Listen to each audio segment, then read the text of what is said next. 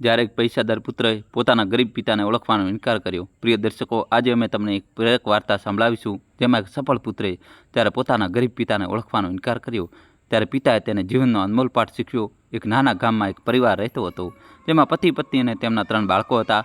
માતા રસોડામાં ચૂલા પર રોટલીઓ શેકી રહી હતી અને બહાર ઠંડો પવન ફૂંકાઈ રહ્યો હતો। આ સમયે બંને ભાઈઓ અને નાની બહેન ચૂલા પાસે બેસીને જમી રહ્યા હતા।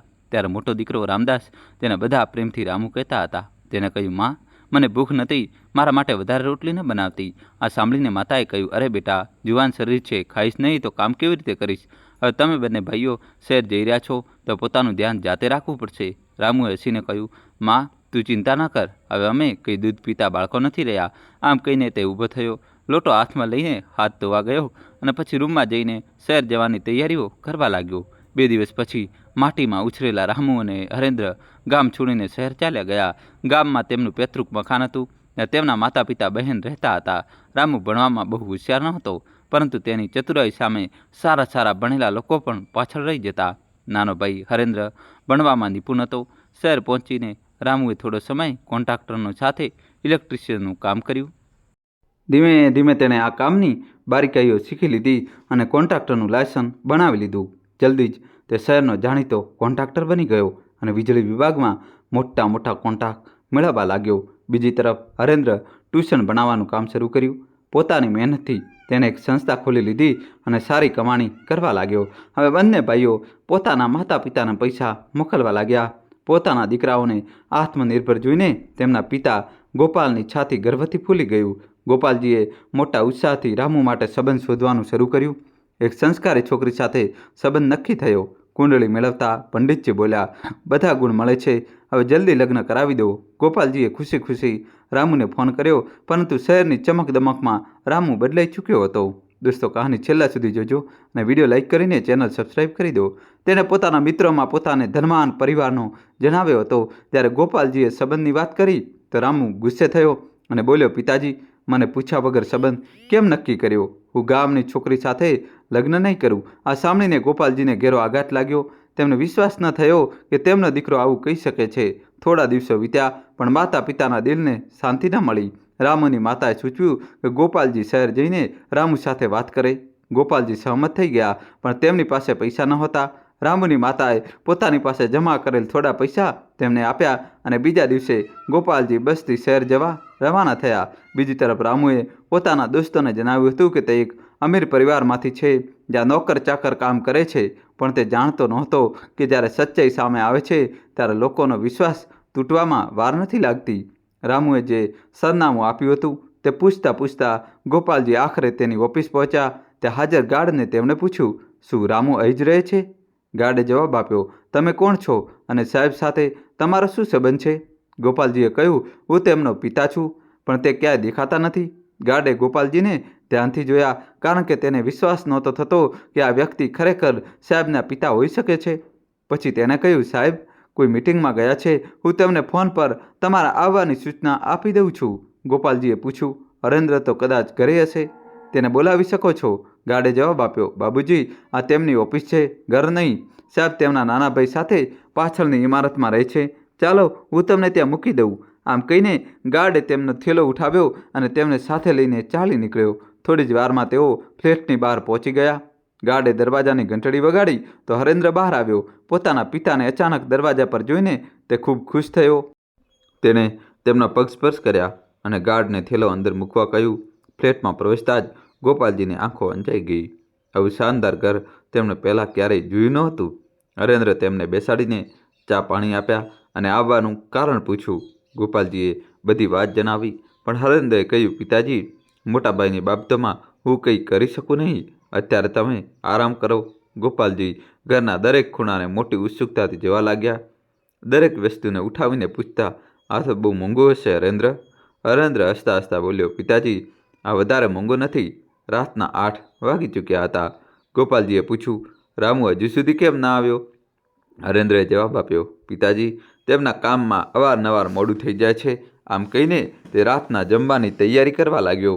આ દરમિયાન ગોપાલજીએ થેલામાંથી ગામડેથી લાવેલા પકવાનો કાઢ્યા અને હરેન્દ્રને આપ્યા। તેમણે કહ્યું, તારી માતાએ દેશી ઘીની પીનિયા બનાવી છે, તને અને રામુને આ ખૂબ પસંદ છે। હરેન્દ્રએ અનિચ્છાએ થેલો પકડ્યો અને કહ્યું, પિતાજી, આટલી મહેનત શા માટે કરી? હવે અમે લોકો આ વસ્તુઓ નથી ખાતા. હરેન્દ્રની વાત સાંભળીને ગોપાલજીનો ચહેરો ઉતરી ગયો. દોસ્તો, કહાની છેલ્લા સુધી જોજો, નવો ટ્વિસ્ટ આવશે. વિડીયો લાઇક કરીને ચેનલ સબસ્ક્રાઈબ કરી દો. એવું લાગી રહ્યું હતું કે દીકરાઓને ગામ સાથેનો નાતો પૂરી રીતે તૂટી ચૂક્યો છે. તેમણે કહ્યું, બેટા, મેં તારી માતાને ના પાડી હતી, પણ તે તો માં છે, તેને હંમેશા બાળકોની ચિંતા રહે છે. એવું વિચારીને આ બધું લાવ્યો છું. આટલું કહીને ગોપાલજી કપડાં બદલવા ચાલ્યા ગયા. બનિયાન અને ધોતી પહેરીને તે વરંડામાં ફરવા લાગ્યા. હરેન્દ્રજી જ્યારે પોતાના પિતાને આ કપડામાં જોયા તો દોડીને આવ્યો અને બોલ્યો, પિતાજી, આ શું પહેરી લીધું તમે? આ ગામ નહીં, શહેર છે. અંદર જાઓ. જો કોઈએ જોઈ લીધું તો શું કહેશે કે કોને જાણે કયા ગમાર કે દેહાતીને ફ્લેટમાં ઉતાર્યો છે? ગોપાલજીએ કહ્યું, તો શું થયું બેટા? જો કોઈ મને ગમાર કે દેહાતી કહી દેશે તો મારી પ્રતિષ્ઠા ઓછી નહીં થઈ જાય. અમે મહેનત મજૂરી કરીને તમને મોટા કર્યા છે. આજે તમે થોડા પૈસા શું કમાવા લાગ્યા? પોતાની ઇજ્જતની આટલી ફિકર કરવા લાગ્યા છો? ગોપાલજીની વાત સાંભળીને હરેન્દ્રને પોતાની ભૂલનો અહેસાસ થયો. તે બોલ્યો, પિતાજી, મારાથી ભૂલ થઈ ગઈ. તમે નારાજ ન થાઓ. ચાલો, આ વાતોને ભૂલી જાઓ. પછી તેણે ગોપાલજીને કુર્તા પાયજામો લાવી આપ્યો અને કહ્યું, આ પહેરી લો અને આરામથી ફરો. થોડીવાર પછી ગોપાલજીએ પૂછ્યું, બેટા, આ ઘરમાં મંદિર ક્યાં છે? મારે સંધ્યા પૂજન કરવું છે. હરેન્દ્રએ કહ્યું, પિતાજી, તે સામેનો પડદો હટાવો. જ્યારે ગોપાલજીએ પડદો હટાવ્યો તો રસ્તાની બીજી બાજુએ એક વિશાળ મંદિર દેખાયું. તેમણે પૂછ્યું, બેટા, શું તમે ઘરમાં પૂજાપાઠ નથી કરતા? હરેન્દ્રએ જવાબ આપ્યો, ના પિતાજી, અહીંથી જ હાથ જોડીને લઈએ છીએ, એટલે સમય ક્યાં મળે છે? ગોપાલજીએ કહ્યું, બાળપણથી તમને એ જ શીખવ્યું હતું કે સવારે સૌથી પહેલાં ભગવાનની પૂજા કરવી જોઈએ, પણ શહેર આવીને તમારી વિચારસરણી બિલકુલ બદલાઈ ગઈ છે. ત્યારે જ હરેન્દ્રએ ફ્રીજનો દરવાજો ખોલ્યો. દૂરથી ગોપાલજીએ જોયું કે ફ્રીજમાં ઈંડા રાખેલા છે. આ જોઈને તેમના મોઢામાંથી નીકળી પડ્યું, હે ભગવાન, મારો ધર્મ ભ્રષ્ટ થઈ ગયો. હવે તમે લોકો ઈંડા પણ ખાઓ છો? હું આ ઘરમાં એક કોળિયો પણ નહીં ખાઉં. હરેન્દ્ર આ સાંભળીને ખૂબ જ પરેશાન થઈ ગયો. તેને તરત ફ્રીજમાંથી ઈંડા કાઢ્યા અને બહાર ફેંકી દીધા. પછી સારી રીતે હાથમાં ધોઈને પાછો આવ્યો અને બોલ્યો, પિતાજી, જુઓ, મેં બધું ફેંકી દીધું. હવે તો તમે જમશો ને? આના પર ગોપાલજીએ કહ્યું, બેટા, તમે લોકો શહેર આવીને તમારી મર્યાદા અને સંસ્કાર ભૂલી ગયા છો. ધર્મ અને સંસ્કૃતિમાં રહેવું એ જ એક સાચા માણસની ઓળખ છે. રાતના 10 વાગી ગયા હતા, પણ રામુ હજી સુધી ઘરે નહોતો પહોંચ્યો. ત્યારે ગોપાલજીએ તેના વિશે પૂછ્યું તો હરેન્દ્રએ જણાવ્યું, ભાઈ, ક્યારેક ક્યારેક રાત્રે 2 વાગ્યા સુધી ઘરે આવે છે અને ક્યારેક ક્યારેક તો ઓફિસમાં જ રોકાઈ જાય છે. આ સાંભળીને ગોપાલજીએ કહ્યું, શું તે દારૂ પણ પીએ છે? આના પર હરેન્દ્રની નજર ઝૂકી ગઈ. તેને વાત બદલતા પૂછ્યું, પિતાજી, જમી લો, નહીતર ઠંડુ થઈ જશે. ટેબલ પર લગાવો કે પથારી પર? ગોપાલજીએ જવાબ આપ્યો, બેટા, મેં વિચાર્યું હતું કે ઘણા દિવસો પછી દીકરાઓ સાથે મુલાકાત થઈ રહી છે, એક સાથે બેસીને જમીશું, પણ તારા ભાઈને તો પોતાના પિતાને મળવાની પણ ફુરસત નથી. મારા માટે રસોડામાં ચટાઈ પાથરી દે, હું ત્યાં જ બેસીને 2 રોટલી ખાઈ લઈશ. હરેન્દ્રએ તરત ચટાઈ પાથરી અને ગરમા ગરમ ભોજન પીરસ્યું. ગોપાલજીએ જમતા જમતા કહ્યું, બેટા, ભોજન તો ખૂબ સારું બનાવ્યું છે. ચાલ, આટલું તો શીખી લીધું. આના પર હરેન્દ્રએ સ્મિત કરતાં કહ્યું, પિતાજી, ખાવા લાયક તો બનાવી જ લઉં છું. પછી ગોપાલજીએ કહ્યું, બેટા, મારી રામુ સાથે વાત કરાવી દે. હરેન્દ્રએ ફોન લગાવ્યો, પણ જેવો ગોપાલજીએ રામુ સાથે વાત કરવાનો પ્રયત્ન કર્યો, તેને ફોન કાપી નાખ્યો. ગોપાલજીએ નિરાશ થઈને કહ્યું, ઠીક છે બેટા, આજ સુધી સાંભળ્યું છે કે બાપ બડા ના ભૈયા, સબસે બડા રૂપૈયા, અને આજે જોઈ પણ લીધું. તેમણે અડધી રાત સુધી રામુની રાહ જોઈ. રાતના 12 વાગે ગોપાલજી અચાનક ઊભા થયા અને બોલ્યા, બેટા, એવું તે શું કામ છે તારા મોટા ભાઈને કે તે અડધા કલાક માટે પણ પોતાના બાપને મળવા ના આવી શકે? મને તેની પાસે લઈ ચાલ. આ કહેતા તેમણે ધોતી પહેરી લીધી અને બોલ્યા, તે મોટો માણસ થઈ ગયો છે તો હું જ તેને મળવા ચાલ્યો જાઉં છું. ત્યાં આટલે દૂર આવ્યો છું ત્યાં થોડું વધારે પણ ખરું. હરેન્દ્ર મૂંઝવણમાં પડી ગયો. તેને સમજાતું નહોતું કે શું કરવું. તેને વિચાર્યું, ભાઈ આ સમય ભાનમાં તો નહીં હોય. જો પિતાજીએ તેને આ હાલતમાં જોઈ લીધો તો મોટી મુસીબત ઊભી થઈ જશે. આખરે તે પોતાના પિતાને સાથે લઈને રામુની ઓફિસ પહોંચી ગયો. ઓફિસની બહાર પહોંચીને તેને કહ્યું, પિતાજી, ભાઈને કંઈ કહેશો નહીં, નહીંતર મોટો ઝઘડો થઈ જશે. વળી શરાબી લોકો સાથે દલીલ કરવી તમારી શાનની વિરુદ્ધ છે. તમારી ઇજ્જત તમારા હાથમાં છે. પણ ગોપાલજીને સમજાતું નહોતું કે હરેન્દ્ર આવી વાતો કેમ કરી રહ્યો છે. તેમણે વિચાર્યું, શું હું આટલો અણસમજુ છું કે કોઈ બહારનો વ્યક્તિ? પછી તેમણે દરવાજો ખખડાવ્યો. અંદરથી રામુએ દરવાજો ખોલ્યો અને પોતાના પિતાને જોતા જ ગુસ્સાથી ચીસો પાડી, કોણ છો તમે? આ સમયે મારી ઓફિસની બહાર શું કરી રહ્યા છો? હરેન્દ્રએ કહ્યું, ભાઈ, આ તમે શું કહી રહ્યા છો? પિતાજી ગામડેથી તમને મળવા આવ્યા છે. રામુએ કંટાળીને કહ્યું, કોના પિતાજી? મારા પિતાજી તો ગામના સૌથી અમીર વ્યક્તિ છે. આ ગમાર મારો પિતા ન હોઈ શકે. મને તો લાગે છે કે દારૂ મેં પીધો છે અને નશો તને થઈ ગયો છે. હરેન્દ્ર રામની આ સ્થિતિ જોઈને ગોપાલજીનો ગુસ્સો ચરમસીમારે પહોંચી ગયો. તેમણે કડક અવાજમાં કહ્યું, બેશરમ, દારૂનો નશો એટલો ચડી ગયો કે પોતાના પિતાને પણ નથી ઓળખતો? તેમનો તેજ અવાજ સાંભળીને અંદરથી બીજા બે યુવકો બહાર આવ્યા. તેમણે હરેન્દ્રને પૂછ્યું, આ ડોસો ગમાર કોણ છે અને રાત્રે સાહેબને કેમ પરેશાન કરી રહ્યા છો? આ સાંભળીને ગોપાલજી બોલ્યા, તમારા મા બાપે વડીલો સાથે વાત કરવાની રીત નથી શીખવી? પોતાના પિતાતુલ્ય માણસ સાથે આવી અભદ્ર ભાષામાં વાત કરો છો? પણ તમારાથી શું ફરિયાદ? જ્યારે પોતાનો દીકરો નકામો હોય તો બીજાને શું કહેવું? ખરેખર રામુના મિત્રોને એવું જ લાગતું હતું કે તેના ઘરના લોકો ખૂબ અમીર છે. તેમણે વિચાર્યું કે આ કદાચ કોઈ મજૂર છે. તેમમાંથી એકે કહ્યું, સાહેબ, આ મજૂરને જે કંઈ હિસાબ કિતાબ છે પતાવી દો. તે અમારો મૂડ ખરાબ કરી રહ્યો છે. રામુએ ગુસ્સે થતાં કહ્યું, આ લોકોનું તો આ જ કામ છે, કંઈ કરતા નથી અને પૈસા માગવા ચાલ્યા આવે છે. નીકળી જાઓ અહીંથી. આ સાંભળીને ગોપાલજી ગુસ્સાથી લાલ થઈ ગયા અને બોલ્યા, નકામા, તારી પાસે 4 પૈસા શું આવી ગયા? તું તારી ઓકાત ભૂલી ગયો? રામુ વધુ ગુસ્સામાં આવીને અંદર ગયો અને 500-500ની નોટોની 2 ઘડીઓ લાવીને હરેન્દ્રના હાથમાં પકડાવતા બોલ્યો, હાલો અને તેમને અહીંથી દફા કરો. ગોપાલજીએ ગુસ્સામાં તેની કોલર પકડી લીધી અને બોલ્યા, લાનત છે તારી આ નોટો પર. તું મોટો માણસ તો બની ગયો, પણ સાંભળી લે, આજથી ન હું તારો બાપ છું, ન તું મારો દીકરો. હરેન્દ્રએ તે નોટોની ગड्ડીઓ પિતાના હાથમાંથી લીધી અને સીધી રામુના ચહેરા પર મારી. આ પછી ગોપાલજી ગુસ્સામાં ફ્લેટ તરફ આગળ વધ્યા અને હરેન્દ્ર તેમની પાછળ પાછળ ચાલી નીકળ્યો. ઘરે પહોંચતા જ ગોપાલજીએ પોતાનો સામાન પેક કરવાનું શરૂ કરી દીધું અને બોલ્યા, બસ બેટા, હવે હું આ નરકમાં એક ક્ષણ પણ નહીં રોકાવું. હરેન્દ્રએ કહ્યું, પિતાજી, એટલે જ મેં તમને ત્યાં જવાની ના પાડી હતી. ઊંચી સોસાયટીમાં રહીને ભાઈ સંપૂર્ણપણે બદલાઈ ચૂક્યા છે. પૈસા સારાને બદલી દે છે. પણ પિતાજી, તમે હમણાં રાત્રે ઘરે ન જાઓ. સવાર થતાં જ હું તમને બસમાં બેસાડી દઈશ. ગોપાલજી પોતાના પર જ ગુસ્સો કરી રહ્યા હતા અને વિચારી રહ્યા હતા કે આખરે તે અહીં આવ્યા જ કેમ. તેમને એ પણ ચિંતા સતાવી રહી હતી કે હવે ઘરે પાછા ફરીને પોતાની પત્નીને શું જવાબ આપશે.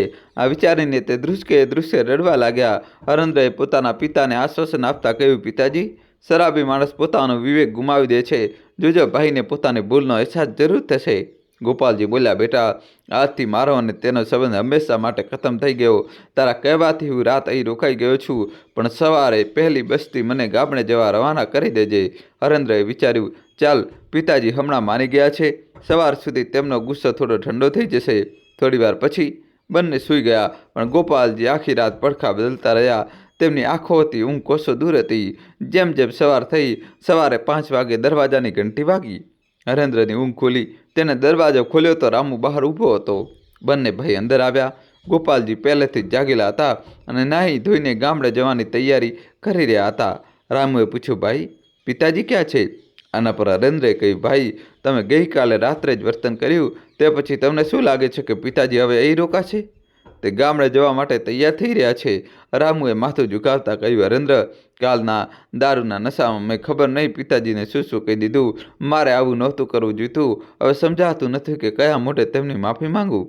હરેન્દ્રએ કહ્યું, ભાઈ, જ્યારે તમને ખબર હતી કે પિતાજી આવ્યા છે તો ગઈકાલે આટલો દારૂ પીવાની શું જરૂર હતી? પિતાજી પહેલીવાર અહીં આવ્યા હતા અને તમે તેમનું આટલું અપમાન કરી દીધું. રામુ બોલ્યો, મને પૂરી રીતે યાદ પણ નથી કે મેં તેમને શું કહ્યું. મને તો ભાન જ નહોતું.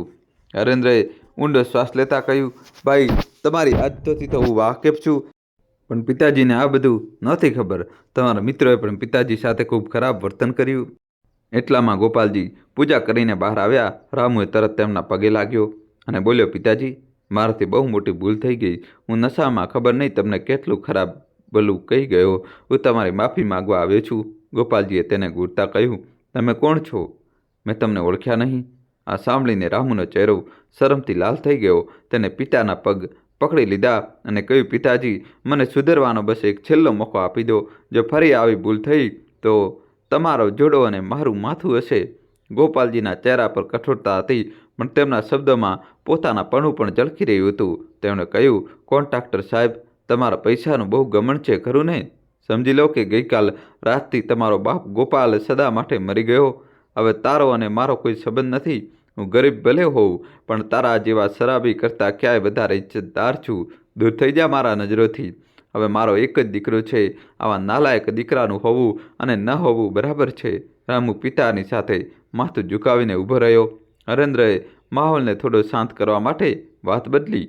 બાદમાં ગોપાલજીએ ચા પીધી અને હરેન્દ્રને પૂછ્યું, સાચું કહે, આ રૂમ કોનો છે? હરેન્દ્રએ કહ્યું, પિતાજી, આ રૂમ મેં ભાડે લીધો છે. ભાઈ તો મોટે ભાગે પોતાના કામથી બહાર રહે છે. ગોપાલજીએ કહ્યું, ઠીક છે બેટા, હું આજે ઘરે નહીં જાઉં. જો હમણાં ઘરે ગયો તો પડોશીઓ શું વિચારશે?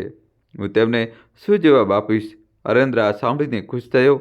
તેને વિશ્વાસ હતો કે સમયની સાથે પિતાનો ગુસ્સો થોડો ઠંડો થઈ જશે. રામુએ પણ આ દરમિયાન પોતાને સંભાળ્યો. તેણે ઓફિસમાંથી જલ્દી પાછા ફરીને બપોરના ભોજનની વ્યવસ્થા કરી. ગોપાલજીએ આ બદલાવ જોઈને આશ્ચર્ય વ્યક્ત કર્યો. બેઠકમાં તેમને એ જ યુવકો બેઠેલા દેખાયા જેમણે ગઈ રાત્રે તેમનું અપમાન કર્યું હતું. તે બંને ગોપાલજીના ચરણ સ્પર્શ કર્યા. ગોપાલજીએ પૂછ્યું, જી, મેં તમને ઓળખ્યા નહીં. બંને યુવકે માથું ઝુકાવીને એક અવાજે કહ્યું, અંકલજી, અમે રામુના મિત્રો છીએ. ગઈ રાત્રે અમારાથી એક મોટી ભૂલ થઈ ગઈ, જેના માટે અમે ક્ષમા માગવા આવ્યા છીએ. તમે અમારા પણ પિતા સમાન છો. કૃપા કરીને અમને માફ કરી દો. ગોપાલજીએ કડક સ્વરમાં કહ્યું, આ બધું ગઈકાલે વિચારવાની જરૂર હતી. જો હું તમારા મિત્રનો પિતા ન પણ હોત તો પણ કોઈ વૃદ્ધનું આ રીતે અપમાન કરવું શું તમને યોગ્ય લાગ્યું? આજ શિક્ષણ અને સંસ્કાર મળ્યા છે તમને? આ સાંભળીને બંને યુવકોને પોતાના ભણેલા ગણેલા હોવા પર શરમ અનુભવાઈ. તેમણે કહ્યું, અંકલજી, અમે માનીએ છીએ કે ભૂલ અમારી છે. ખરેખર ગઈકાલે અમારા મિત્ર રામુને 5 કરોડનો કોન્ટ્રાક્ટ મળ્યો હતો. આ ખુશીમાં અમે જશ્ન મનાવવાનો નિર્ણય કર્યો અને નશામાં અમે આ ભૂલ કરી દીધી. અમે ભવિષ્યમાં ક્યારે આવું નહીં કરીએ. કૃપા કરીને અમને માફ કરી દો. દોસ્તો, કહાની છેલ્લા સુધી જોજો, નવો ટ્વિસ્ટ આવશે. ગોપાલજીએ ચેતવણી ભર્યા લહેકામાં કહ્યું, ઠીક છે, પણ ધ્યાન રાખજો કે આવું ફરી ન થાય. તમારા વડીલોનું સન્માન કરશો તો 5 કરોડ શું 50 કરોડના કોન્ટ્રાક્ટ પણ મળશે. પણ જો ઘમંડમાં આવીને વડીલોનું અપમાન કરશો, તમે મોટાને ભીખ માગતા જોયા છે. જતાં પહેલાં ગોપાલજીએ કહ્યું, મારી વાતનું ખોટું ન લગાડતા. તમે બંને સારા ઘરના લાગો છો. આ નશાની આદત છોડી દો. આમાં કંઈ પણ સારું નથી. બંને યુવકોએ કહ્યું, ઠીક છે અંકલજી. આ કહેતા તેમણે ગોપાલજીને પ્રણામ કર્યા અને ત્યાંથી ચાલ્યા ગયા. આ પછી ગોપાલજી બેસી ગયા. રામુએ તેમના માટે ભોજન પીરસ્યું. તે જેટલો પોતાના પિતાની નજીક આવી રહ્યો હતો, ગોપાલજીના દિલમાં તેનો ગુસ્સો એટલો જ ઓછો થતો જતો હતો. જ્યારે ગોપાલજી જમવા બેઠા તો તેમણે પૂછ્યું, આ ભોજન કોણે બનાવ્યું છે? હરેન્દ્રએ હસતા કહ્યું, કેમ પિતાજી, સારું નથી બન્યું? પણ રામુ ચૂપ હતો. તેને લાગી રહ્યું હતું કે તેની એક વધુ ભૂલ જલ્દી જ પકડાઈ જશે. ગોપાલજીએ કહ્યું, ભોજન તો ખૂબ સ્વાદિષ્ટ છે, પણ આ કોઈ સંસ્કારી મહિલાના હાથનું લાગે છે. આ તમે લોકોએ બનાવી ન હોઈ શકે. આ સાંભળીને રામુ હેરાન રહી ગયો કે પિતાજીને આ વાત કેવી રીતે સમજાઈ ગઈ. હરેન્દ્રએ પૂછ્યું, પિતાજી, શું રાતનું ભોજન સારું નહોતું? ગોપાલજીએ કહ્યું, સારું હતું, પણ આટલું સ્વાદિષ્ટ નહીં. ભોજન પૂરું થયા પછી રામુએ સંકોચ સાથે અત્યાર સુધીનું સૌથી મોટું રહસ્ય ખોલ્યું. તેને કહ્યું, પિતાજી, તમે સાચું ઓળખ્યું. આ ભોજન અમે નથી બનાવ્યું. આ તમારી થનારી વહુએ બનાવ્યું છે. ગોપાલજીને આ સાંભળીને મજાક જેવું લાગ્યું. તેમણે કહ્યું, હા, આજકાલ તો આ જ ચલણ છે. બાળકો ચૂપચાપ લગ્ન કરી લે છે અને આપણે ત્યારે ખબર પડે છે જ્યારે પોતરો થઈ જાય છે. રામુનો ડર થોડો ઓછો થયો. તેણે કહ્યું, ના પિતાજી, હજી વાત એટલી આગળ નથી વધી, પણ મેં તમારા માટે વહુ શોધી લીધી છે. જો તમે રજા આપો તો હું તમને તેનાથી મળાવી દઉં. તે પડોશમાં પોતાના કાકાના ઘરે રહે છે. 4-5 મહિનાથી અહીં છે. આમ તો તે ગામની જ છે અને તેના ભાઈઓને તમે આજે જ મળી ચૂક્યા છો. ગોપાલજીએ નારાજગી ભર્યા સ્વરે કહ્યું, જે પોતાની મનમરજીનો માલિક છે અને જેના માટે માતા પિતાનું હોવું કે ન હોવું બરાબર છે, તેને સંબંધો પણ પોતાની પસંદગીના જ કર્યા હશે. હરેન્દ્રએ સમજાવતા કહ્યું, પિતાજી, તમે પણ તો ભાઈ માટે સંબંધ શોધવાની વાત કરી રહ્યા હતા. એકવાર જોઈ તો લો, શું ખબર તમને પસંદ આવી જાય. ગોપાલજીને આ વાત સાચી લાગી. તેમણે વિચાર્યું, આજકાલના બાળકોને કોઈ ભરોસો નથી. જો મેં ના પાડી તો પણ તે લગ્ન કરી જ લેશે. તેનાથી આપણી ઇજ્જત જ ખરાબ થશે. તેમણે કહ્યું, પહેલાં તેની કુંડળી મેળવવામાં આવશે, પછી વાત આગળ વધશે. દોસ્તો, કહાનીમાં જોડાયેલા રહેજો. કહાનીમાં મિત્રો હવે નવો ટ્વિસ્ટ આવશે. વિડીયો લાઈક કરીને તમારા ભાઈ માટે દોસ્તો. પણ મને આશ્ચર્ય એ છે કે તેના ભાઈઓ આવા શરાબીને જોઈને પણ પોતાની બહેનના લગ્ન આની સાથે કેમ કરાવવા માંગે છે. ખેર, તેમની મરજી. આ સાંભળીને રામુએ રાહતનો શ્વાસ લીધો. પછી તેને પોતાના પિતાને છોકરીનો ફોટો બતાવ્યો.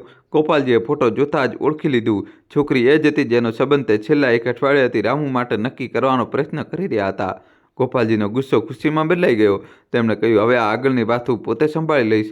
આ કહેતા તે પોતાના ગામડે જવા માટે રવાના થઈ ગયા. કૃપા કરીને વિડીયોને લાઈક કરો, ચેનલને સબસ્ક્રાઈબ કરો. પ્રિય દર્શકો, આગળની વાર્તામાં તમને જાણવા મળશે કે એવો અમૂલ્ય સંદેશ જે તમારા જીવનને નવી દિશા આપશે. પ્રિય દર્શકો, વૃદ્ધાવસ્થામાં સુખી જીવન જીવવા માટે તમારે 2 વસ્તુઓનો ત્યાગ કરવો અને 3 વસ્તુઓ અપનાવવાની અંત્યત જરૂરી છે. પરિવાર ક્યારેય તમને એકલા નહીં છોડે. પ્રિય દર્શકો, આજે આપણે એક એવી મહત્વપૂર્ણ ચર્ચા કરીશું જે દરેક વ્યક્તિના જીવનના અનિવાર્ય પડાવને સરળ અને સુખદ બનાવી શકે છે. જીવનના દરેક તબક્કાનું પોતાનું અલગ મહત્વ હોય છે. બાળપણની માસુમિયત, યુવાનોની ઉત્સાહ અને વૃદ્ધાવસ્થાનો અનુભવ. પણ વૃદ્ધાવસ્થા ત્યારે જ આનંદમય બને છે જ્યારે પતિ પત્ની કેટલાક ખાસ વાતોનું ધ્યાન રાખે છે. યુવાનીમાં આપણે ઘણીવાર ભવિષ્યની ચિંતા કર્યા વિના જીવીએ છીએ, પણ વૃદ્ધાવસ્થામાં એક વ્યવસ્થિત અને સરળ જીવન માટે કેટલીક તૈયારીઓ જરૂરી હોય છે.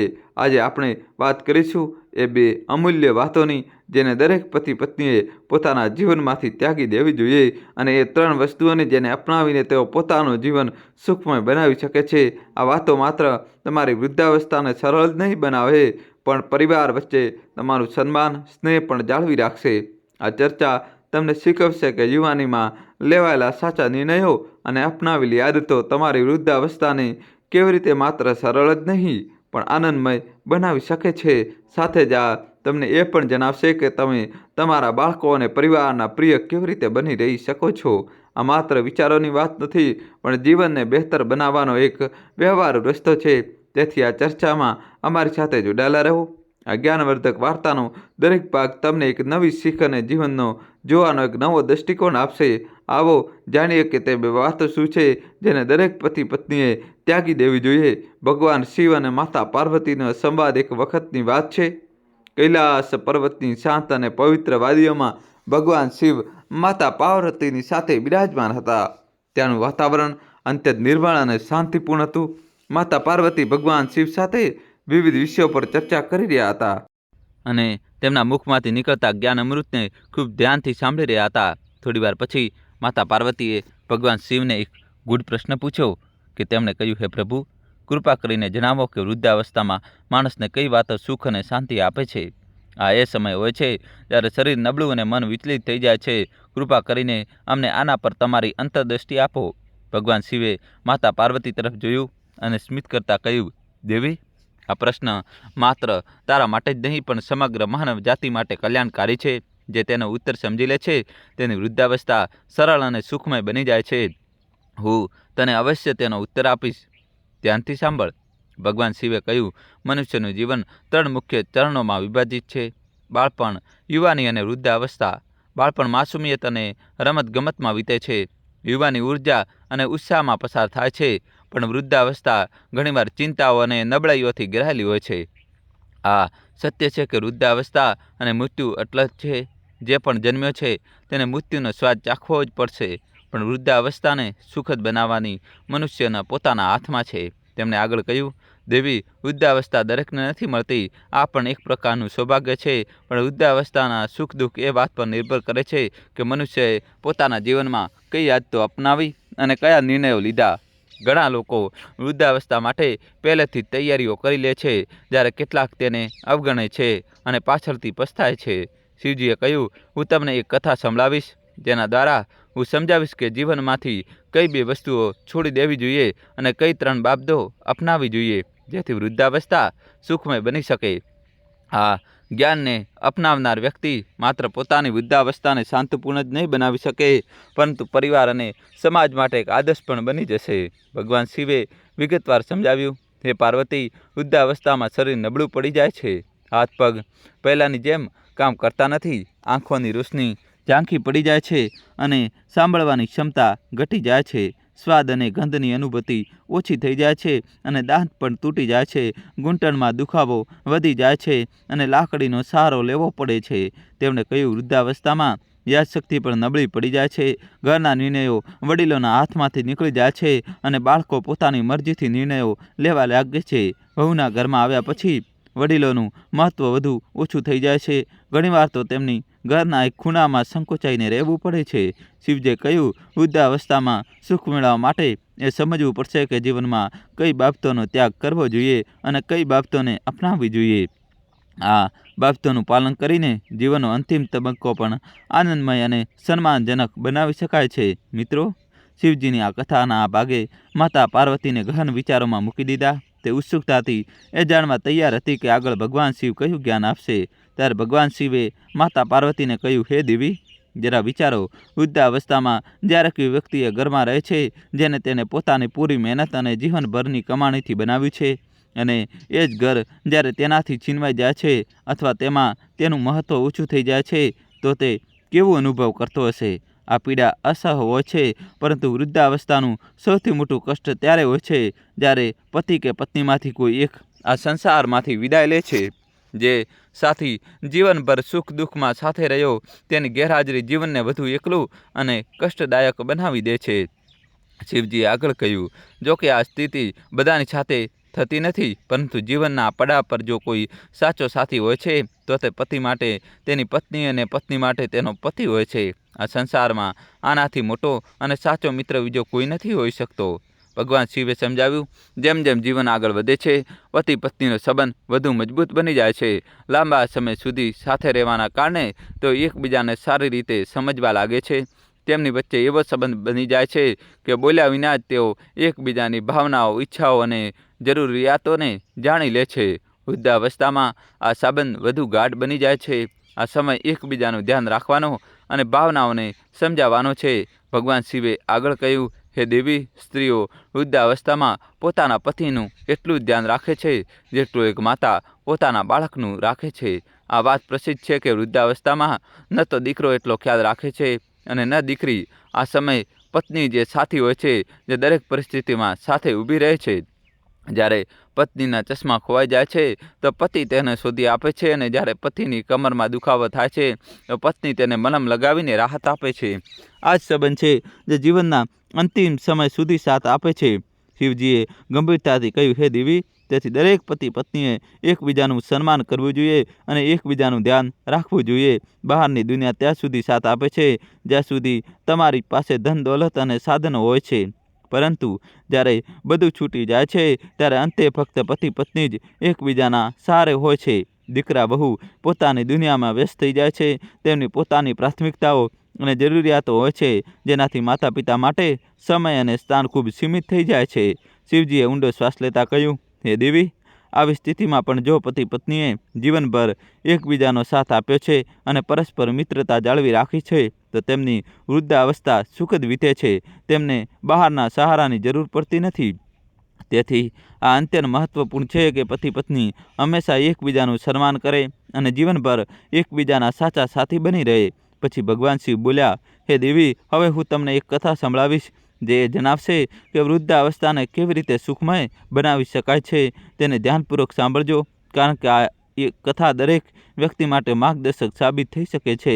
દોસ્તો, કહાની છેલ્લા સુધી જોજો અને વિડીયો લાઇક કરીને તમારા ભાઈ માટે ચેનલ સબસ્ક્રાઈબ કરી દો.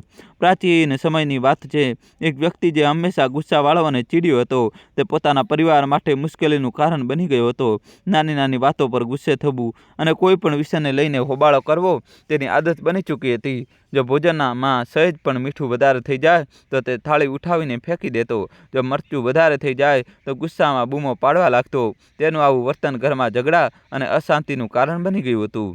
પરિવારના સભ્યો તેનાથી ખૂબ પરેશાન હતા. તેની પત્નીએ ઘણીવાર તેને સમજાવવાનો પ્રયાસ કર્યો કે આ ઉંમરે આટલો ક્રોધ કરવો યોગ્ય નથી, પરંતુ તે કોઈની વાત સાંભળવા તૈયાર નહોતો. એક દિવસ પરિવારે વિચાર્યું કે સમસ્યાનું સમાધાન સંત રવિદાસના સત્સંગમાં મળી શકે છે. એવું માનવામાં આવતું હતું કે રવિદાસજીના વચનોથી વ્યક્તિનું હૃદય બદલાઈ શકે છે. પરિવારે નિર્ણય લીધો કે ચીડિયા વ્યક્તિને સત્સંગમાં લઈ જવામાં આવે. જોકે તે વ્યક્તિ જવા તૈયાર નહોતો, પરંતુ પરિવારે કોઈક રીતે તેને તૈયાર કરી લીધો. જ્યારે તેઓ સંત રવિદાસજી પાસે પહોંચ્યા તો તેમણે પોતાના કુટીરમાં બધાનું સ્વાગત કર્યું. તે શાંત અને ગંભીર મુદ્રામાં હતા. પરિવારે તેમને પ્રણામ કર્યા અને તેમની સામે બેસી કહ્યું. રવિદાસજી એટલા જ્ઞાની હતા કે કંઈ પણ કહ્યા વિના જ તેમણે સમજી લીધું કે આ પરિવાર શા માટે આવ્યું છે અને તેમની સમસ્યા શું છે. બપોરનો સમય હતો. સૂરજ ચમકી રહ્યો હતો અને ચારે તરફ પ્રકાશ ફેલાયેલો હતો. સંત રવિદાસે અચાનક પોતાની પત્ની, જેમને બધા પ્રેમથી પ્રેમા કહેતા હતા, તેમનો અવાજ લગાવ્યો અને કહ્યું, જાઓ, એક દીવો સળગાવીને લઈ આવો, મારે કંઈક શોધવું છે. સંત રવિદાસની આ વાત સાંભળીને તે ચીડિયો વ્યક્તિ હેરાન થઈ ગયો. તેણે મનમાં વિચાર્યું, આ કેવો સંત છે? શું તેમને એ પણ નથી ખબર કે બહાર દિવસનો પ્રકાશ છે, સૂરજ ચમકી રહ્યો છે અને તેમને દીવાની જરૂર પડી રહી છે? આ તો વિચિત્ર વ્યક્તિ છે. આવા માણસ પાસેથી મારો પરિવાર મને શીખવા લાવ્યો છે. આનું પોતાનું દિમાગ બરાબર કામ કરતું નથી. આ મને શું શીખવશે? તે વ્યક્તિ ગુસ્સામાં મનોમન સંત રવિદાસને કોસવા લાગ્યો, પરંતુ તેણે કંઈ કહ્યું નહીં. પરિવારના સભ્યો પણ હેરાન હતા કે બપોરના સમયે દીવો સળગાવીને શું જરૂર પડી. બધાના ચહેરા પર આશ્ચર્ય સ્પષ્ટ ઝલકતું હતું, પરંતુ સંત રવિદાસજી શાંત અને હસતા મુખે પોતાની જગ્યા પર બેઠા રહ્યા. તેમની પત્ની, જેમને બધા પ્રેમથી પ્રેમા કહેતા હતા, દીવો લઈને આવી અને કંઈ પણ કહ્યા વિના દીવો તેમને પકડાવી દીધો. આ પછી તે ચૂપચાપ અંદર ચાલી ગઈ. ત્યાં બેઠેલા બધા લોકો વિચારવા લાગ્યા કે તેમની પત્ની કેટલી વિચિત્ર છે. તેમણે એ પણ ન પૂછ્યું કે દિવસના અજવાળામાં દીવો સળગાવવાની શું જરૂર છે. વૃદ્ધ વ્યક્તિ, જે પહેલાંથી જ નારાજ હતો, તે આ જોઈને વધુ ક્રોધિત થઈ ગયો. તેણે મનોમન વિચાર્યું, હું ક્યાં આવી ગયો છું? આ વિચિત્ર લોકોની વચ્ચે ફસાઈ ગયો છું. આ સંત તો ખરેખર વિચિત્ર છે અને તેનાથી પણ વધુ વિચિત્ર તો તેમની પત્ની છે. ભલા આ લોકો મારા ઘરની સમસ્યાનું સમાધાન કેવી રીતે કરશે? દોસ્તો, કહાનીમાં નવો ટ્વિસ્ટ આવશે. છેલ્લા સુધી જોજો. આ તો પોતે જ ઊંધી વાતોમાં ગૂંચવાયેલા છે. તેના મનમાં આ જ સવાલો ઘૂમી રહ્યા હતા અને તેના ચહેરા પર ગુસ્સો સ્પષ્ટ દેખાઈ રહ્યો હતો, પરંતુ તેને સંત રવિદાસજીની સામે કંઈ કહ્યું નહીં. તે અંદર જ સળગી રહ્યો હતો અને વિચારી રહ્યો હતો કે હું અહીં એક ક્ષણ પણ રોકાઈ શકતો નથી. આ લોકો મારી સમસ્યાઓનો ઉકેલ લાવવાને બદલે ઉલટું તેને વધારી રહ્યા છે. સંત રવિદાસજી તેની મનોદશાને સમજી ગયા. તેમણે જાણી લીધું કે આ વ્યક્તિ અંદર ક્રોધથી ભરેલો છે અને મનોમન તેમને આ પ્રેમાને વિચિત્ર સમજી રહ્યો છે. સાથે જ તે આ વાતથી પણ નારાજ હતો કે પ્રેમાએ દીવો લાવવા પર કોઈ સવાલ ન કર્યો. રવિદાસજીએ આ વાતોની પરવા કર્યા વિના દીવાની રોશનીમાં લખવાનું ચાલુ રાખ્યું. આ દરમિયાન તે વૃદ્ધ વ્યક્તિ ધીમે ધીમે બબડવા લાગ્યો, આ લોકો મારા જીવનમાં શાંતિ અને સમાધાન લાવશે? આ તો હાસ્યાસ્પદ છે. ચાલો અહીંથી, હવે વધુ સહન કરી શકાતું નથી. રવિદાસજીએ તેની બબડાટ સાંભળી અને તેની બેચેની તથા ગુસ્સાને સમજીને શાંત સ્વરે પૂછ્યું, ભાઈ, શું કોઈ મુશ્કેલી છે? વૃદ્ધ વ્યક્તિએ બનાવટી હાસ્ય સાથે કહ્યું, ગુરુજી, કોઈ સમસ્યા નથી. અમે તો ફક્ત તમારા દર્શન કરવા આવ્યા હતા. હવે દર્શન થઈ ગયા તો કૃપા કરીને અમને જવાની અનુમતિ આપો. રવિદાસજી હસતા મુખે બોલ્યા, અરે ભાઈ, તમે અમારી પાસે આવ્યા છો, મહેમાન છો. સત્કાર કર્યા વિના ભલા અમે તમને કેવી રીતે જવા દઈએ? આ પછી રવિદાસજીએ પ્રેમાને અવાજ દીધો. તે તરત જ બહાર આવી અને હાથ જોડીને ઊભી રહી ગઈ. રવિદાસજીએ કહ્યું, આ ભક્ત ઉતાવળમાં છે, તેમને જવા પહેલાં થોડો સત્કાર તો કરવો જોઈએ. તમે 2 ગ્લાસ દૂધ લઈ આવો. પરિવારે ના પાડી, પરંતુ રવિદાસજીએ તેમની એક ન સાંભળી. પ્રેમા કોઈ સવાલ કર્યા વિના અંદર ગઈ અને થોડી વારમાં 2 ગ્લાસ દૂધ લઈને બહાર આવી ગઈ. તેમણે ગ્લાસ રવિદાસજીને સોંપ્યા અને કંઈ પણ કહ્યા વિના ફરીથી અંદર ચાલી ગઈ. સંત રવિદાસજીએ એક ગ્લાસ વૃદ્ધ વ્યક્તિને આપ્યો અને બીજો પોતાની પાસે રાખી લીધો. ત્યાં બેઠેલા લોકો આ બધું ચૂપચાપ જોઈ રહ્યા હતા. વૃદ્ધ વ્યક્તિએ અનિચ્છાએ દૂધનો ગ્લાસ ઉઠાવ્યો અને જેવો પહેલો ઘૂંટ ભર્યો, તેનો સ્વાદ ખારો અને કડવો હતો. તે ચોંકી ગયો અને તેને એવું લાગ્યું કે જાણે ઉલટી થઈ જશે. તેણે તરત જ ગ્લાસ નીચે મૂકી દીધો અને ગુસ્સામાં બોલ્યો, ગુરુજી, આ શું છે? આ દૂધ તો પીવા લાયક નથી. તેમાં આટલું મીઠું કેમ નાખવામાં આવ્યું છે? શું આજ તમારો અતિથિ સત્કાર છે? વૃદ્ધ વ્યક્તિ, જે પહેલાંથી જ ક્રોધિત હતો, આ ખારું અને કડવું દૂધ પીને વધુ ગુસ્સાથી ભરાઈ ગયો. તેનું મન થયું કે તે ગુસ્સામાં દૂધ રવિદાસજી ઉપર ફેંકી દે. ખરેખર આ તેની આદત હતી કે જ્યારે પણ ભોજનમાં મીઠું કે મરચું વધારે થઈ જતું તો તે થાળી ઉઠાવીને ફેંકી દેતો, પરંતુ આ વખતે તેને એવું કંઈ ન કર્યું. તે અંદર ઉકળી રહ્યો હતો.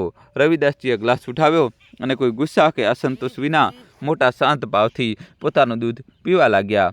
તેમના ચહેરા પર કોઈ ગુસ્સો કે અસંતોષ ન હતો. તેઓ પૂરી તસલ્લી અને આનંદથી દૂધ પીતા રહ્યા, જાણે તેમાં કોઈ કડવાશ હોય જ નહીં.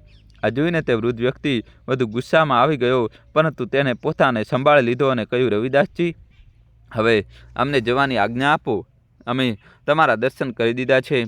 હવે અમે પાછા ફરવા માંગીએ છીએ. રવિદાસજી હસતા મુખે બોલ્યા, ભાઈ, તમે અમારી પાસે આવ્યા છો, લાગે છે કે તમે કોઈ મુશ્કેલી લઈને આવ્યા છો, પરંતુ તમે તમારા આવવાનું કારણ જણાવ્યું જ નહીં. જો કોઈ સમસ્યા છે તો કહો, થઈ શકે છે કે તેનું કોઈ સમાધાન નીકળી આવે. વૃદ્ધ વ્યક્તિ ચીડાતા બોલ્યો, ગુરુજી, રહેવા દો. તમે શું સમાધાન કાઢશો? અમે તો અહીં તમારી સમસ્યાઓના સમાધાન માટે આવ્યા હતા, પરંતુ હવે જઈ રહ્યા છીએ. મેં તમારી વાતો અને હરકતો જોઈ લીધી. મને ખાતરી થઈ ગઈ છે કે તમે મારી મદદ કરી શકશો નહીં. રવિદાસજીએ શાંત સ્મિત સાથે કહ્યું, ભાઈ, જ્યારે તમે મુશ્કેલી લઈને આવ્યા છો તો તેને જણાવવામાં શું વાંધો છે? શું ખબર તમારા માટે કોઈ ઉકેલ નીકળી આવે? કયા વિના જતા રહેવું ઠીક નથી. જો કોઈ સમસ્યા છે તો ખુલ્લેઆમ કહો.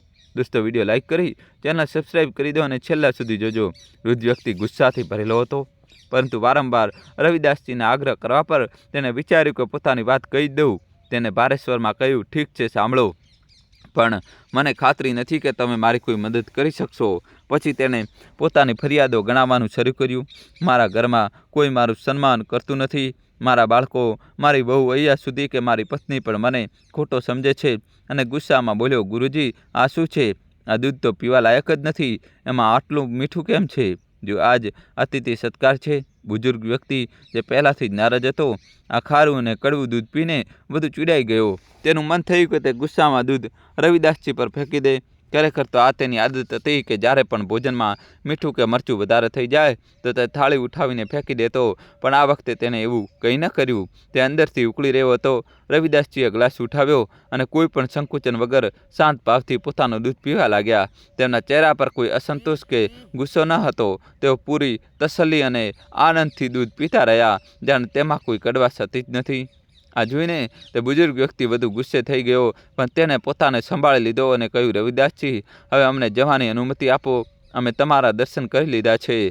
હવે અમે પાછા ફરવા માંગીએ છીએ. રવિદાસજી હસ્યા અને બોલ્યા, તમે અમારી પાસે આવ્યા છો. લાગે છે કે તમે કોઈ પરેશાની લઈને આવ્યા છો, પણ તમે તમારા આવવાનું કારણ જણાવ્યું જ નહીં. જો કોઈ સમસ્યા હોય તો જણાવી દો, કદાચ તેનું કોઈ સમાધાન નીકળી આવે. બુજુર્ગ વ્યક્તિ ચીડાતા બોલ્યો, ગુરુજી, છોડો. તમે શું સમાધાન કાઢશો? અમે તો અહીં અમારી સમસ્યાઓના સમાધાન માટે આવ્યા હતા, પણ હવે જઈ રહ્યા છીએ.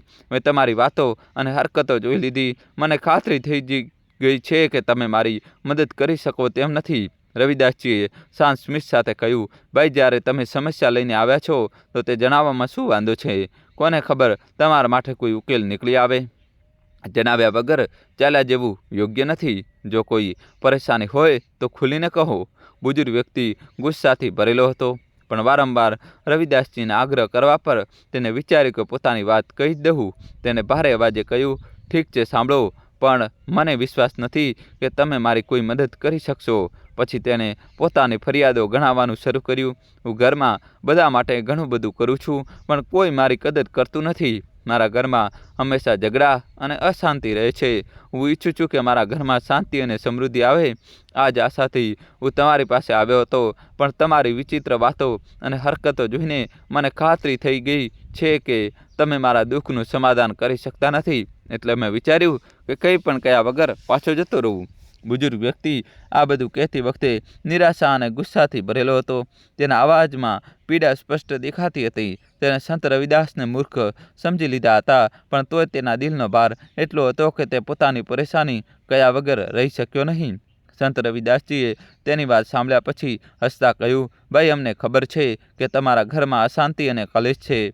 અમને એ પણ ખબર છે કે તેનું કારણ શું છે, અને અમે તો તમને તેનું સમાધાન પહેલાં જ આપી ચૂક્યા છીએ, પણ કદાચ તમે તે સમજ્યા નથી. બુજુર્ગ વ્યક્તિ ચોંકીને બોલ્યો, આ કેવી રીતે હોઈ શકે? તમે તો એક શબ્દ પણ નથી કહ્યું, અને કયા રહ્યા છો કે સમાધાન જણાવી દીધું. મને તો કંઈ સમજમાં આવ્યું નહીં. સંત રવિદાસે શાંત સ્વરે કહ્યું, સાંભળો, જ્યારે તમે આવ્યા હતા ત્યારે મેં મારી પત્ની પાસે એક બળતો દીવો માંગ્યો હતો, યાદ છે? બુજુર્ગ વ્યક્તિ બોલ્યો, હા, તે તો મને યાદ છે. તમે દીવો મંગાવ્યો હતો. સંત રવિદાસે કહ્યું, જ્યારે મેં મારી પત્નીને દીવો લાવવા માટે કહ્યું તો તેને કોઈ પણ સવાલ કે ફરિયાદ વગર મારી વાત માની. તેને એ ન પૂછ્યું કે દિવસના અજવાળામાં દીવાનું શું કામ. તેને કોઈ પણ રોકટોક, કોઈ પણ બહેસ અને કોઈ પણ ગૂંચવણ વગર તે જ કર્યું જે મેં કહ્યું. શું તમે તેને ધ્યાનથી જોયું? બુજુર્ગ વ્યક્તિ બોલ્યા, હા મેં જોયું, અને સાચું કહું તો મને આ વાત બહુ અજીબ લાગી. એ જ વિચારીને તો હું વધુ પરેશાન થઈ ગયો. સંત રવિદાસ હસ્યા અને બોલ્યા, પછી મેં મારી પત્ની પાસેથી 2 ગ્લાસ દૂધ મંગાવ્યું. મને ખબર હતી કે ભૂલથી તેને દૂધમાં સાકરની જગ્યાએ મીઠું નાખી દીધું હતું. તે દૂધ એટલું કડવું અને ખારું હતું કે તમારા માટે તેને પીવું મુશ્કેલ થઈ ગયું. પણ તમે જોયું હશે કે મેં તે દૂધ ચૂપચાપ પી લીધું. મેં તેને એક પણ સવાલ ન કર્યો. હવે બુજુર્ગ વ્યક્તિ ધ્યાનથી સાંભળવા લાગ્યો. સંત રવિદાસે કહ્યું, જ્યારે મારી પત્નીએ દીવો લાવવાના સમયે મને કોઈ સવાલ ન કર્યો તો મારો પણ કોઈ અધિકાર નહોતો કે દૂધમાં મીઠું નાખવાની ભૂલ માટે તેને કોઈ ફરિયાદ કરું. તેને પોતાનું કર્તવ્ય નિભાવ્યું અને મેં મારું, અને તેને કોઈ ફરિયાદ ન કરી, ન કોઈ પ્રતિરોધ કર્યો. આ જ રીતે જો પતિ પત્ની એકબીજાની વાતોનું સન્માન કરે અને એકબીજા પર ભરોસો રાખે તો તેમના જીવનમાં ક્યારેય ઝઘડા નહીં થાય. બુજુર્ગ વ્યક્તિ હવે થોડુંક ઝૂકતા બોલ્યો, ખરેખર આ બધું સમજવું મારા માટે કઠિન હતું, પણ હવે મને તે સાચું લાગી રહ્યું છે. તેમણે આગળ સમજાવ્યું કે અન્ન અને સ્ત્રીનું અપમાન કરનાર ઘરમાં ક્યારેય લક્ષ્મી અને શાંતિનો વાસ થતો નથી. આવું ઘર હંમેશા કલેશ અને દુઃખનું નિવાસ બની જાય છે. એટલે જો ક્યારેય ભોજન સ્વાદિષ્ટ ન લાગે તો ગુસ્સો કર્યા વગર પ્રેમપૂર્વક વાત કરવી જોઈએ. ભૂલ થવા પર સ્નેહથી સમજાવવું જોઈએ, ગાળાગાળી કરીને નહીં. જો તમે આ સમજી લીધું અને સ્વાદ અને ગાળનો ત્યાગ કરી દીધો તો બુઢાપામાં સુખ શાંતિ સ્વાભાવિક રીતે તમારા જીવનમાં આવી જશે. બુજુર્ગ વ્યક્તિ આ ઉપદેશ સાંભળીને ગહનતાથી વિચારવા લાગ્યો. તેને પોતાની ભૂલોનો અહેસાસ થઈ રહ્યો હતો. તેને માથું ઝુકાવીને સંત રવિદાસને કહ્યું, ગુરુજી, આજે આપે મારી આંખો ખોલી દીધી. મેં જીવનભર ગુસ્સા અને ફરિયાદોને કારણે મારા પરિવારને દુઃખી કર્યો. આજથી હું આ 2 વસ્તુઓને મારા જીવનમાંથી હંમેશા માટે છોડી દઈશ. સ્વાદ અને ગાળનું હવે મારા જીવનમાં કોઈ સ્થાન નહીં રહે. સંત રવિદાસે તેને આશીર્વાદ આપતા કહ્યું, યાદ રાખજો, બુઢાપામાં સ્વાદ અને ગાળનો ત્યાગ કરવો એ સૌથી મોટો ધર્મ છે. જે તેને અપનાવે છે તે હંમેશા સુખી અને સન્માનિત રહે છે. બુજુર્ગ વ્યક્તિએ ફરી સંત રવિદાસને પૂછ્યું, ગુરુજી, આપે જણાવ્યું કે આપણે સ્વાદ અને ગાળનો ત્યાગ કરવો જોઈએ, પણ બુઢાપામાં ખુશ રહેવા માટે કઈ કઈ વસ્તુઓને અપનાવવી જોઈએ? કૃપા કરીને તે પણ સમજાવો. ત્યારે સંત રવિદાસે કહ્યું, સાંભળો, બુઢાપામાં 3 એવી વસ્તુ છે જેને ક્યારેય ન છોડવી જોઈએ. આ 3 વસ્તુઓ તમારા જીવનને સુકૂન અને સન્માનથી ભરી દેશે. સંત રવિદાસે કહ્યું, બુઢાપામાં સુખી રહેવા માટે 3 વસ્તુઓ. 1. ધનનો સાચો ઉપયોગ. ધન પોતાના અને બીજાઓ વચ્ચે ભેદ ઉત્પન્ન કરી દે છે. જ્યાં સુધી તમારી પાસે ધન છે, લોકો તમારું સન્માન કરશે, પણ જ્યારે ધન નહીં રહે તે પોતાના પણ દૂરી બનાવી લેશે. એટલે બુઢાપામાં સુનિશ્ચિત કરો કે તમારી પાસે પર્યાપ્ત ધન હોય, જેથી તમારે કોઈની સામે હાથ ન ફેલાવવો પડે. તેમણે સમજાવ્યું કે ધનને ફક્ત એકઠું ન કરો, તેનો સાચી રીતે ઉપયોગ કરો. પોતાની આવશ્યકતાઓ માટે ધન બચાવીને રાખો, જેથી તમે બુઢાપામાં સન્માનજનક જીવન જીવી શકો. જીવનમાં અનુશાસનનું પાલન કરવું અત્યંત આવશ્યક છે. જે લોકો સમયસર ઉઠે છે, ભોજન કરે છે અને પોતાની દિનચર્યાને નિયમિત રાખે છે, તેઓ ન ફક્ત સ્વસ્થ રહે છે, પણ બુઢાપામાં બીજાઓ પર નિર્ભર પણ થતા નથી. સંત રવિદાસે કહ્યું, યોગ કરો, સમયસર ભોજન કરો, સમયસર સૂવો અને પોતાના સ્વાસ્થ્યનું ધ્યાન રાખો. અનુશાસનથી જીવન વ્યવસ્થિત રહે છે અને બુઢાપામાં આત્મનિર્ભરતા જળવાઈ રહે છે. 3. સત્યના માર્ગ પર ચાલવું. સચ્ચાઈ અને ધર્મના રસ્તા પર ચાલનારો વ્યક્તિ હંમેશા સુખી રહે છે. જે વ્યક્તિ બીજાઓનું ભલું કરે છે તેને ભગવાન પણ મદદ કરે છે. તેમણે કહ્યું કે બુઢાપામાં તમારા સારા કર્મ જ તમારો સારો બને છે. જ્યારે તમે સચ્ચાઈના માર્ગ પર ચાલશો તો તમારો પરિવાર તમારો સાથ આપશે, તમારી સંતાન તમારું આદર કરશે અને ભગવાન તમારા જીવનની લાઠી બનશે. સંત રવિદાસે સમજાવ્યું, તો યાદ રાખજો, જો બુઢાપામાં સુખી રહેવું છો તો 2 વસ્તુઓનો ત્યાગ કરો, સ્વાદ અને ગાળ, અને 3 વસ્તુઓને હંમેશા પોતાની પાસે રાખો. ધનનો સાચો ઉપયોગ, અનુશાસન અને સચ્ચાઈના માર્ગ પર ચાલવું. સત્યને અપનાવનારો વ્યક્તિ ક્યારેય દુઃખી થતો નથી. બુજુર્ગ વ્યક્તિએ હાથ જોડીને કહ્યું, ગુરુજી, આપે મને આજે નવી દ્રષ્ટિ આપી છે. હું વચન આપું છું કે આજથી સ્વાદ અને ગાળનો મારા જીવનમાં હંમેશા માટે ત્યાગ કરી દઈશ અને આ 3 વાતોને અપનાવીશ. આપે મને જે જ્ઞાન આપ્યું છે હું તેને મારા પરિવારમાં પણ વહેંચીશ. કૃપા કરીને મને ક્ષમા કરો, કારણ કે હું અજ્ઞાની હતો, તમારા વિશે ખોટી ધારણા રાખતો હતો. સંત રવિદાસ હસ્યા અને બોલા, ક્ષમા માગવાની આવશ્યકતા નથી. જ્ઞાનને અપનાવવું એ સૌથી મોટું પ્રાયશ્ચિત છે. જાઓ, પોતાના ઘરને પ્રેમ અને સન્માનથી ભરી દો. તમારા ઘરમાં શાંતિ અને સુખ આપોઆપ આવી જશે. તે દિવસે તે વ્યક્તિ સંપૂર્ણપણે બદલાઈ ગયો. તેણે ન ફક્ત સ્વાદ અને ગાળનો ત્યાગ કર્યો, પણ અનુશાસન અને સચ્ચાઈના માર્ગને પણ અપનાવ્યો. ધીમે ધીમે તેના ઘરમાં શાંતિ અને સમૃદ્ધિ પાછી ફરી. દોસ્તો, આ વાર્તામાંથી આપણને આ શીખ મળે છે કે જીવનમાં ખુશ અને સંતુષ્ટ રહેવા માટે આપણે આપણા વ્યવહારમાં સુધાર કરવો જોઈએ. નાની નાની વાતો પર ગુસ્સો કે ફરિયાદ કરવી ફક્ત અશાંતિ લાવે છે. જો આપણે સ્વાદ અને ગાળનો ત્યાગ કરીએ અને ધન, અનુશાસન અને સચ્ચાઈને અપનાવીએ તો આપણું જીવન ન ફક્ત બુઢાપામાં પણ દરેક અવસ્થામાં સુખમય બની શકે છે. દોસ્તો, આ વાર્તાને અપનાવો અને પોતાના ઘરને પ્રેમ અને સન્માનથી ભરી દો. અને તમારા મિત્રો સાથે, બહેનપણીઓ સાથે, દોસ્તો, ઘરના કુટુંબીઓ સાથે આ કહાનીને વધુમાં વધુ શેર કરજો. વિડીયો લાઇક કરીને દોસ્તો તમારા ભાઈ માટે જલ્દીથી દોસ્તો ચેનલ સબસ્ક્રાઈબ કરી દો. ખૂબ ખૂબ ધન્યવાદ, દિલથી આભાર.